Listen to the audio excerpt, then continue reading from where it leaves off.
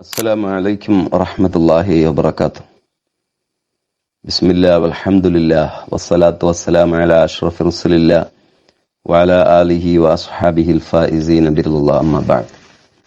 അസ്വസ്ഥതകളും ടെൻഷനും ആത്മഹത്യാ പ്രേരണയുമെല്ലാം പിശാചിന്റെ ഭാഗത്തു നിന്നാണ്. ചില മനുഷ്യരായ പിശാചുക്കളും ടോർച്ചർ ചെയ്ത് ആത്മഹത്യയിലേക്ക് എത്തിക്കാറുണ്ട്. എത്രയോ തെളിയിക്കപ്പെടാത്ത കേസുകൾ.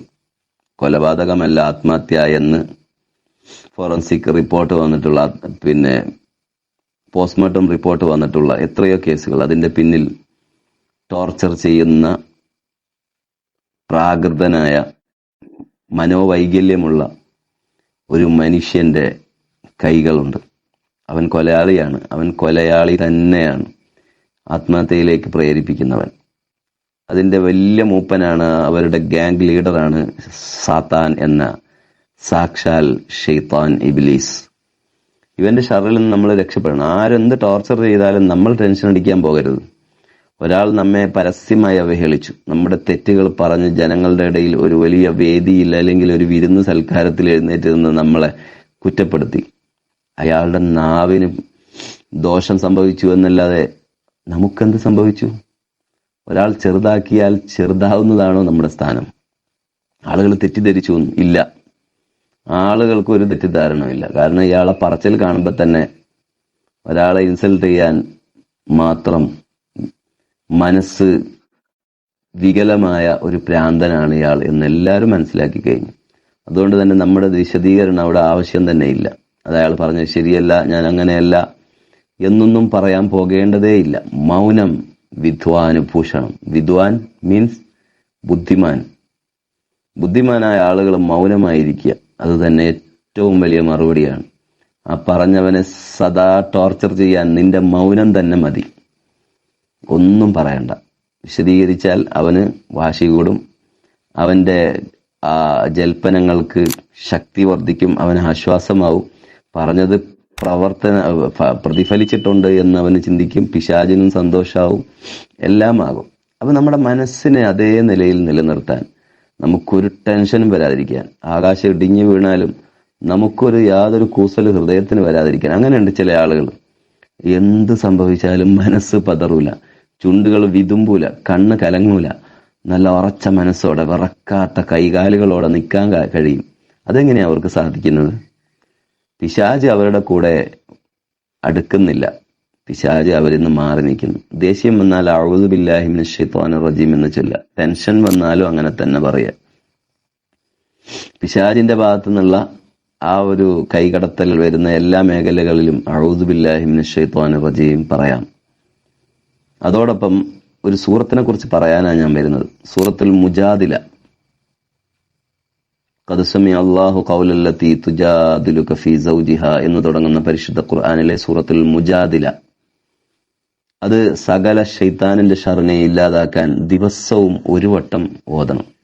കഴിയുമെങ്കിൽ രാത്രി ഒന്ന്, പകൽ ഒന്ന്. പ്രത്യേകിച്ച് പിശാചിന്റെ പ്രേരണകൾ ഉള്ള മനസ്സിന്റെ ഉടമകൾ ടെൻഷൻ അടിച്ചുകൊണ്ടിരിക്കുക, എന്തിനെയോ ഭയപ്പെട്ടുകൊണ്ടിരിക്കുക, ജോലിക്ക് പോകാൻ നോക്കുമ്പോൾ വേണ്ടെന്ന് തോന്നുക, ആളുകളോടൊക്കെ തട്ടിക്കയറുക, ഭാര്യയോടോ ഭർത്താവിനോടോ സ്നേഹത്തോടെ പെരുമാറാൻ കഴിയാതിരിക്കുക, എവിടെ പോയാലും ഏത് പരിപാടി അവതരിപ്പിച്ചാലും കച്ചറയിൽ അവസാനിപ്പിക്കുക. പിശാചിന്റെ പ്രേരണയുള്ള ആളാണ് ഇങ്ങനെയുള്ള ആളുകൾ.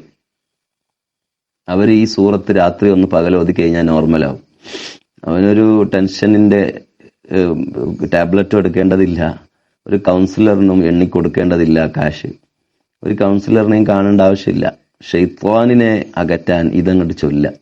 ഇനി ഏതെങ്കിലും ഇസ്മി ചികിത്സകരെ കാണാൻ പോകേണ്ടതുമില്ല, ഇതായിട്ട് ചൊല്ല, ഈ സൂറത്ത് ഓതുക, ടെൻഷൻ മാറും. ഉറക്കമില്ലാത്ത രോഗിയുടെ അടുത്ത്, രോഗിയെ ശുശ്രൂഷിക്കുന്ന ആൾ അടുത്ത് പോയി സൂറത്തുൽ മുജാദില ഒന്ന് ചെറിയ ശബ്ദത്തിൽ മനോഹരമായി ഓതിയാൽ എല്ലാ ടെൻഷനും മറിഞ്ഞ് ഉറക്കമില്ലാത്ത രോഗിക്ക് ഉറക്കം ഉണ്ടാകും. ഉറക്കക്കുറവുള്ള ആളുകൾക്ക് സൂറത്തുൽ മുജാദില ഓതി കൊടുത്താൽ മതി.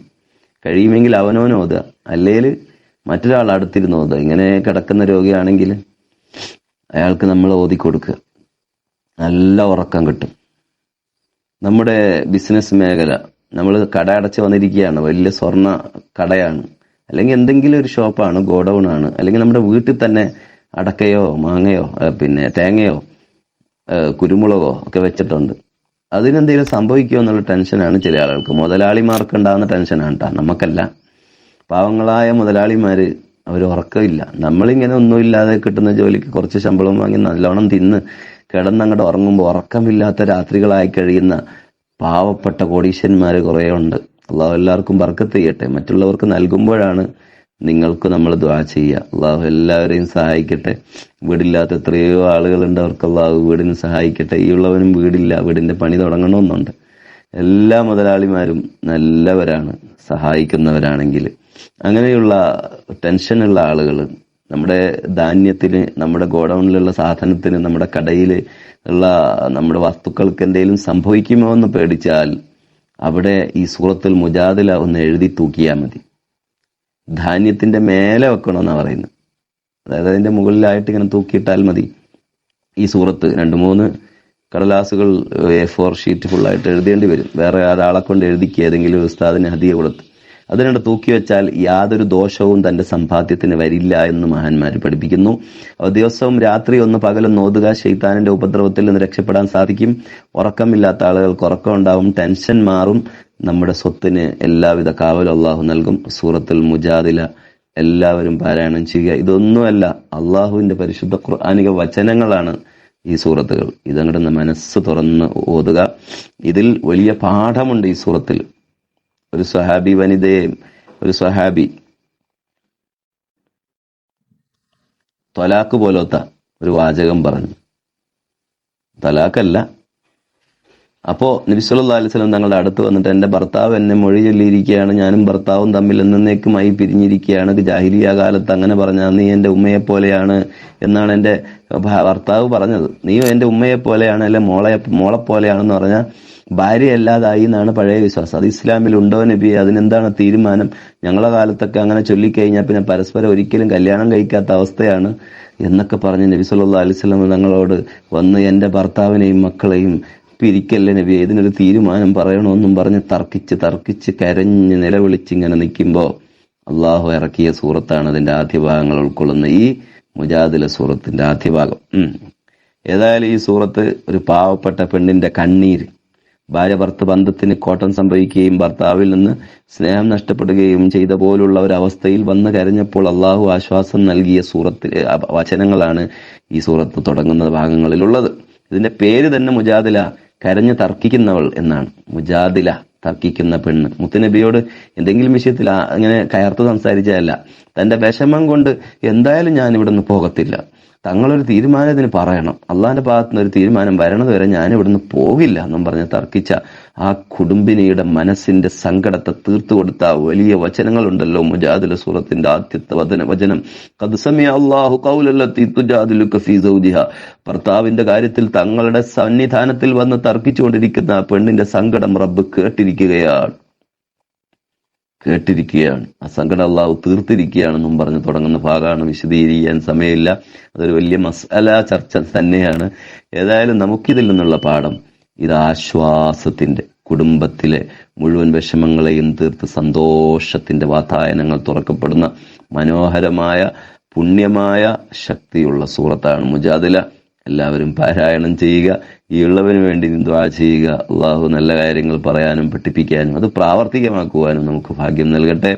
എന്റെ ചാനലായ ഖമറൊളി മീഡിയയിലും നിങ്ങൾ സന്ദർശകരായിരിക്കാം. അല്ലാത്ത ആളുകൾ ഉടനെ തന്നെ എന്റെ സ്വന്തം ചാനലായ ഖമറൊളി മീഡിയയും സബ്സ്ക്രൈബ് ചെയ്യുക, ഈ ചാനലും സബ്സ്ക്രൈബ് ചെയ്യുക. അള്ളാഹു അനുഗ്രഹിക്കട്ടെ. അസ്സലാമു അലൈക്കും വറഹ്മത്തുള്ളാഹി.